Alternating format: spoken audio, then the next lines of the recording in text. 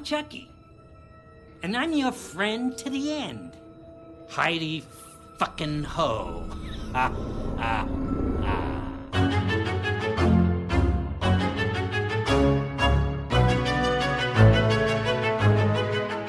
And welcome back to Chucky Queers. It's your weekly coverage of Season 2 of Don Mancini's Chucky series, and I'm Joe.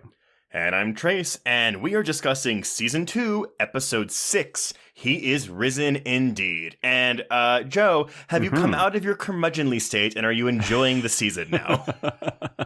Yes, although now it sounds like I'm a Jennifer Tilly hater because she's not in this episode, and you and I were like, oh, I like this one so much better. Yeah, no, I this is very much we are moving the season's plot forward. I mean, again, like there's two episodes left after this, so we've got to like set up our endgame. And we do this. We have a major character death. We have more characters coming together. I think this is maybe a bit more what do I say, like standard for television episodes as opposed to like, you know, maybe the more one-off goofy antics of the past 2 weeks. For sure. Yeah, this is very much we need to set things in motion because the finale is looming over us. So hope you enjoyed the one-off because now we got to barrel forward. So, one thing I actually wanted to point out because I didn't realize this. So, Dr. Mixter, this character, did you know that she was in Season 1? So I think I realized it in this episode. Because it seemed like the kids had a much more fulsome relationship with her than I would have realized. Yes. So she actually played Bree's therapist, Bree being Lexa Doig. She's the one that she was telling her, oh, like, go tell your family about your cancer diagnosis too. And I feel very, because I was like, okay, we find out in this episode that Dr. Mixter was Charles Lee Ray's psychiatrist in this home where the kids are now. And so I was like, well, shit, like, was she in those flashbacks from last season? She was not. Well, at least, nevertheless, she was in Bree's life last season. So we saw her in 2 episodes. And that kind of like, I mean, it doesn't complicate things for me, but I was kind of like, oh, okay. So has she been like, are we kind of retconning this to where she's been involved since the get-go, also trying to help Chucky kill people? Right. Yeah. And folks, once again, this is where we're going to share that we're getting screeners of these, but those screeners don't include a previously on for the most part. Ooh, yeah. So I was like, oh, I wonder if other people just got a glimpse of like, there she is giving therapy, talking to Bree about, you know, tell your family about your cancer diagnosis. And you and I are like, who is this character? Have we seen her before? I mean, What's I guess going on? The actress is Rosemary Dunsmore, and I'm like, who is she? But she's in Orphan Black. That's what I know her from. Canadian, I'm assuming. Yes, Canadian star of stage, screen, and television, Rosemary Dunsmore. There we go. Okay, but outside of that, because this is kind of like she's not the Grandmaster planner of all this. That seems to be the Colonel, although we kind of blow through this episode too, because we kill the Colonel. I will say, as much as I really enjoyed this episode, because I think not only is the plot moving forward better, it feels like we have some momentum, but I think even some of the jokes landed a little bit better for me. They seemed a little punchier. But yeah, when we hit the accelerator, we're really speeding past a couple of significant developments. So things moved a little, maybe too fast for me at the end, where I couldn't believe we were just killing off the Colonel, moving things along, you know, throwing Nadine out the window. Ooh, okay, I mean, I have thoughts about that, but hey, I thought it was really well done. Yes, me too. It doesn't fortunately mean that we are going to be going back to having pill-popping Lexi. God damn it. I know. Thought we were out of it. So close. Although, admittedly, it wouldn't have made any sense to have had a whole bunch of episodes where she's not even in withdrawal. So, if nothing else, this will probably get Lexi through the finale without us having to see her, you know, crying or suffering in that way. Well, our prediction, or at least our hope from last week, turned false because, good guy Chucky is in fact evil. And while I am fine with this, I actually think I'm more okay with it, if only because we have seen these kids try to use aversion therapy on him, and we have seen these kids try to baptize him, and it didn't work. And I thought the original message was going to be kind of this commentary. Like, if people were like, well, that wouldn't really work. How could that happen? And it's like, yeah, that's the point. It wouldn't really work because blah, blah, blah. And now it doesn't. So yeah, it's like saying all these methods that are used to try to cleanse queer people of their queerness, no, they don't fucking work. So exactly, I'm okay with this development, if only because I get that that's the commentary on it. Yeah, it'll be interesting to see what happens next week in the wake of Nadine's murder, because it definitely seemed to me as though we're going to give him some kind of DID as a result of the aversion therapy. So, he might be snapping back and forth between the good guy Chucky and this alternative evil Chucky, like one of the original 72 who still has homicidal impulses. Right. I kind of hope that's not the case.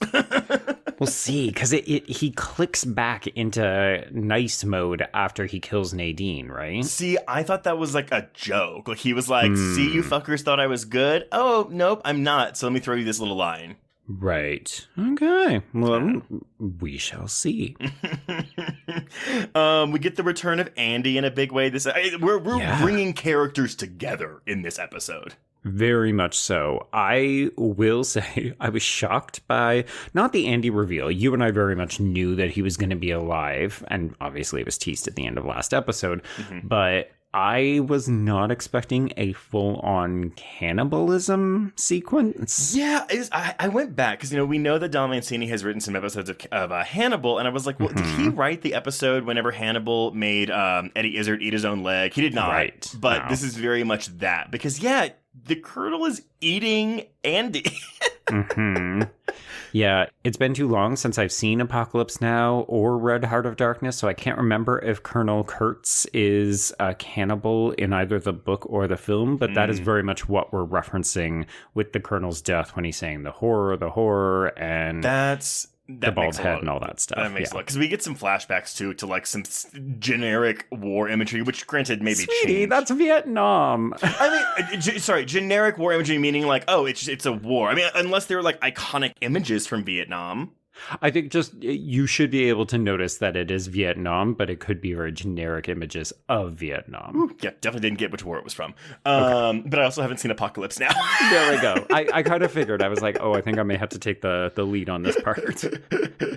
But yeah, no, so we get rid of Hulk Chucky, we get rid of Colonel Chucky, and that's where I'm kind of thinking where it's like, well, I guess good guy Chucky's gonna be our big bad of the season, even though for sure. I mean, Nica has Chucky Prime as what we call him now inside of her. I know. I love that we have nicknames for all of them. But yeah, we're definitely setting up a battle between Chucky Prime, who is living in Nica's body, and now this aversion therapy good guy Chucky. It's a little, I'm not going to say disappointing, but I like the idea of keeping a bunch of safeguards in place for future seasons, or even just giving some of these distinct Chucky a la Cult of Chucky, where, they each had something unique about them. And I kind of like that idea.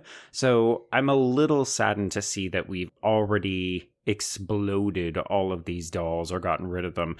Although I will say the imagery of seeing them not just go off the cliff in front of the cross and exploding like we saw in the first episode of the season, but getting to see them drag just off like Andy flying up in the air like that. Oh yeah. God, some of the puppetry on the show just fills me with absolute delight. And I will say though, I mean, look, I get like maybe we're kind of zipping through plot here, but I did appreciate that we are not wasting time with, like when are the kids gonna figure out if Dr. Mixter is evil or not? No. It's out now, and I love that Lexi's introduction to her is, how does it feel being a redheaded doll's little bitch? My gosh. Yeah, I need us to spend a little bit of time with Dr. Mixter next episode, because I do not know what her deal is. It's brazen, I guess, just walking right into this school and saying, okay, I'm going to start shooting people. I'm clutching a Chucky doll and pretending to be a ventriloquist. But bitch, you have no game here. Like, what's the plan? Well, I'm assuming we will find out in the next 2 episodes. Maybe.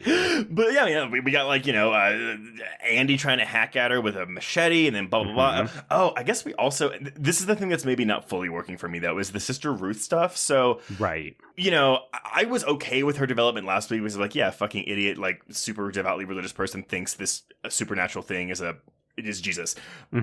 But now, okay, so Hulk Chucky is dead, and now she's going to avenge him. So I'm kind of like, okay. No. I don't dislike the concept, but it's kind of a thing where I'm like, ooh, now I'm maybe feeling the overstuffing of the season, to where I'm like, I kind of hope, well, are we just going to kill her off really quickly next week? Or is her plot for her Avenging Angel subplot going to actually play a larger part and take up more screen time?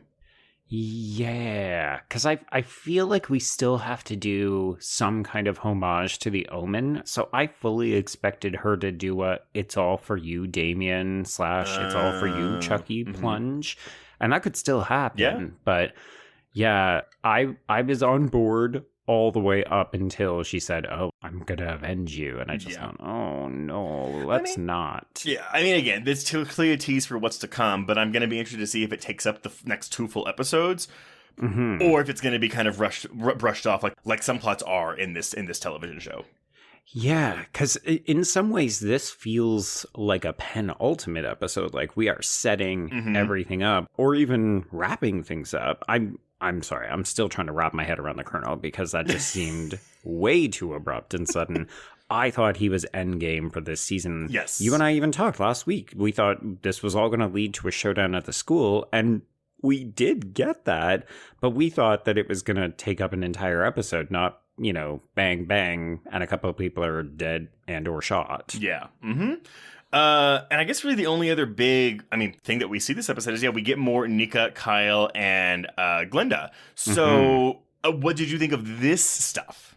Well, this was a little bit fun, right? Because we got a taste of it last week from Glenn's side, right? So we saw Glenn and Jennifer Tilly, and there's that moment where Glenn has the dream of their murderous past and then wakes up and texts their sibling, and we didn't see the other half of it, so we didn't see how Glenda takes it apart from the text messages. So this episode, we're meant to believe is happening concurrently, and we see that same dream, same text exchange, but yeah, we're spending a bit of time with Kyle, who we learn has lost an ear from last year's explosion.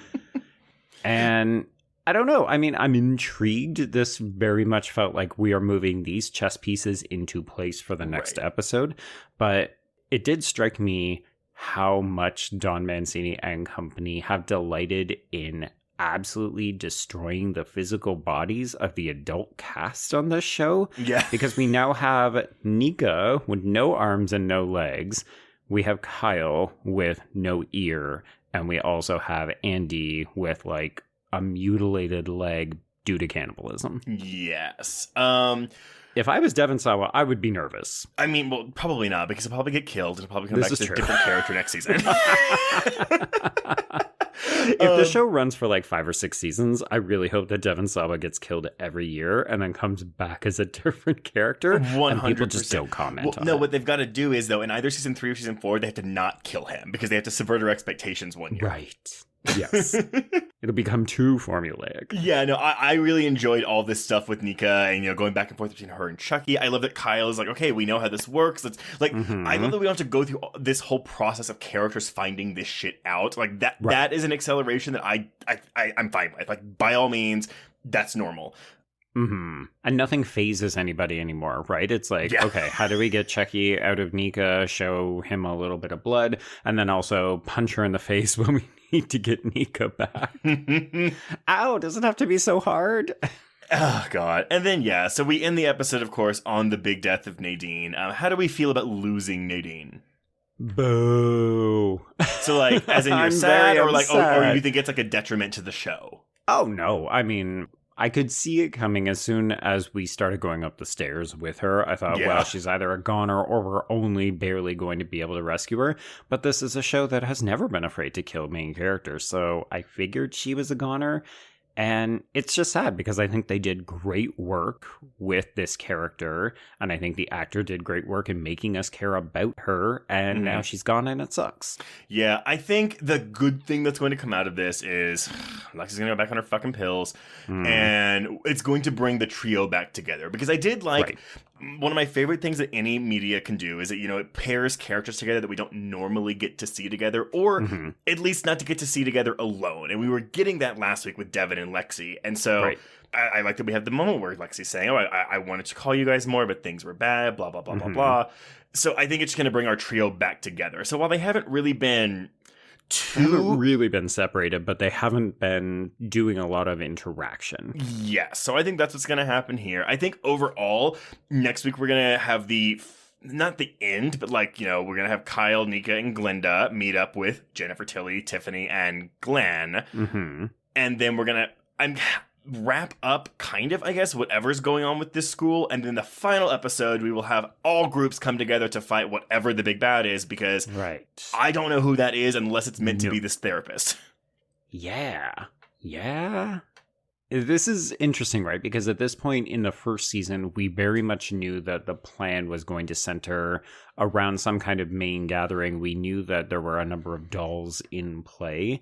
So it was just kind of what would happen, like what was going to happen when everybody came together. Yeah. And this season feels much more up in the air. Like these last 2 episodes could go anywhere. Well, and also we're forgetting, we're hoping going to have a major cliffhanger ending the season. Right. Yeah. I mean, this very much seems like a show that's going to give us a big cliffhanger every year. Mm-hmm. The ratings have continued to be strong. That was one of the things we were very afraid of when the show came back, is would the luster have worn off? Would people be over Chucky? And it seems like everyone's enthusiasm for this season is just as high. The ratings have held up. So I think season 3 is going to be a given, unless sci-fi is being run by literal idiots. Yeah. Which, we've seen before. See also HBO Max. Yeah, that's true. Or anything on the CW. I guess, do you have any predictions then before we close out? Or anything that you want or hope to see, or hope that you don't see moving forward?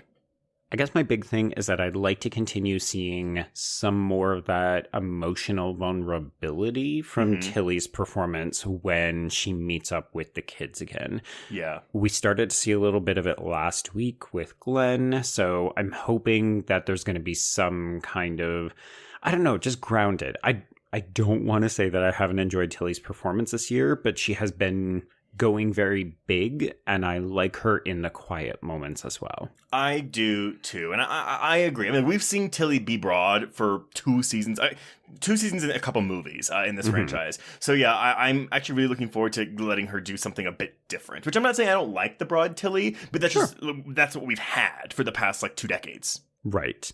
Also, did you know that Oscar winner Jennifer Tilly is wanted for questioning in the deaths of her sister Meg Tilly, and that she was an Oscar winner? I did like that too. Oscar nominee, but yes. There we go, yes. Did I mention that the jokes worked really well for me? Sister Act? Well, sister, oh my god. Also, I love that Sister Ruth now has curls of red hair coming out of her habit, because I guess that's supposed to mean she's disheveled. Well, yeah, and I think she's losing that sort of piousness, right? She's becoming a little bit more sexually open and available and more human. Man, she's gonna start killing people next week. Oh, I think so. I think it's inevitable. But we don't know yet. So until next week, everyone, let us know your thoughts. Let us know your predictions. But we can cross out, he is risen indeed.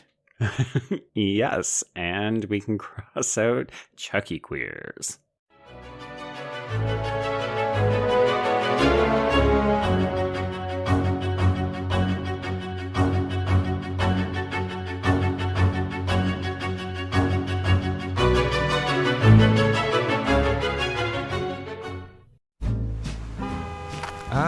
Atlas Avenue, a long stretch of road that encompasses everything the city of Kenneth Heights has to offer.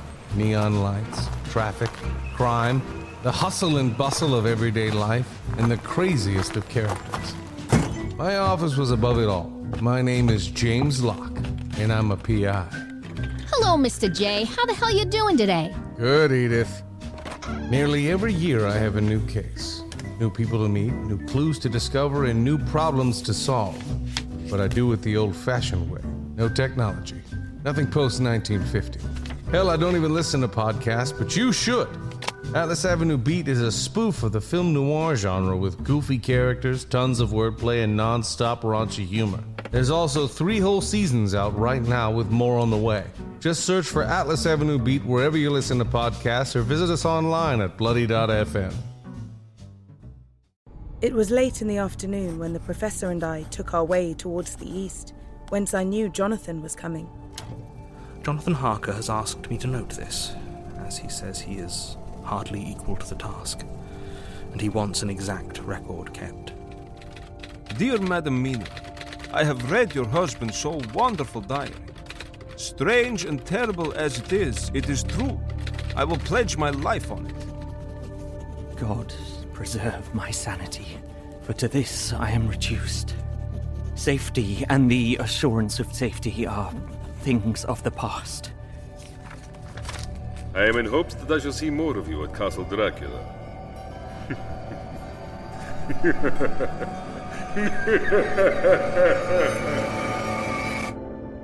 Listen to Regarding Dracula wherever you listen to podcasts, or find us online at bloody.fm.